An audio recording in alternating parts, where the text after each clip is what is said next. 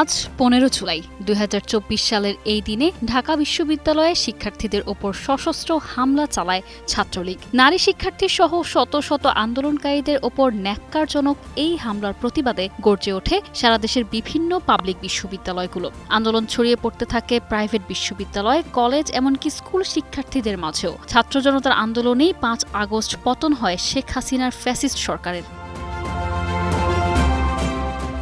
২৪-এর ১৫ জুলাই সকাল থেকে উত্তাল ঢাকা বিশ্ববিদ্যালয়ে কোটা বিরোধী আন্দোলনকারীদের নিয়ে তখনকার প্রধানমন্ত্রী শেখ হাসিনার বিরূপ মন্তব্যের প্রতিবাদে রাজু ভাস্কর্যের সামনে শুরু হয় তুমুল বিক্ষোভ। দুপুরে আন্দোলনকারী শিক্ষার্থীদের বিক্ষোভ মিছিল এগোতে থাকে বিভিন্ন হলের দিকে। ভিসির বাসার সামনে তাদের মিছিলে সশস্ত্র হামলা চালায় ছাত্রলীগ, বেধড়ক পেটায় ছাত্রীদেরকে। হাসপাতালে চিকিৎসা নিতে গেলেও আন্দোলনকারীদের ওপর হামলা চালায় ছাত্রলীগ, যুবলীগ। সন্ধ্যার পর মেডিকেল, ২১শে হল, দোয়েল চত্বর এলাকায় রণক্ষেত্রে পরিণত হয়।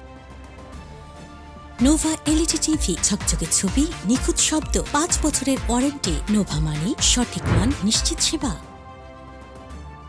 সন্ধ্যার পর মেডিকেল, ২১শে হল, দোয়েল চত্বর এলাকা রণক্ষেত্রে পরিণত হয়। কমপ্লিট শাটডাউনের মধ্যে রাজপথে নামে জুলাইয়ের অকুতোভয় সৈনিকরা। তাদের দমাতে পুলিশের সঙ্গে যুক্ত হয় আওয়ামী লীগের সশস্ত্র ক্যাডাররা। ১৮ জুলাই রাজধানীর ধানমন্ডিতে কোটা সংস্কার আন্দোলনে গিয়ে গুলিতে নিহত হয় রেসিডেন্সিয়াল মডেল কলেজের শিক্ষার্থী ফারহান ফাইয়াজ। ১৪০০ শহীদের রক্তের প্রতিদান জুলাই আন্দোলন নিয়ে আজ রাজনীতি বিভাজন হওয়ায় ক্ষুব্ধ শহীদ ফারহানের বাবা। বুলেটের আঘাতে শহীদ হওয়া ছেলেকে হারিয়ে অনেকটা বাকরুদ্ধ মা ফারহানা দিবা। আন্তর্জাতিক অপরাধ ট্রাইব্যুনালে চলছে তাদের ছেলে হত্যার বিচার। এ শহীদের পিতা মাতা চান এই হত্যাকাণ্ডের যথার্থ বিচার।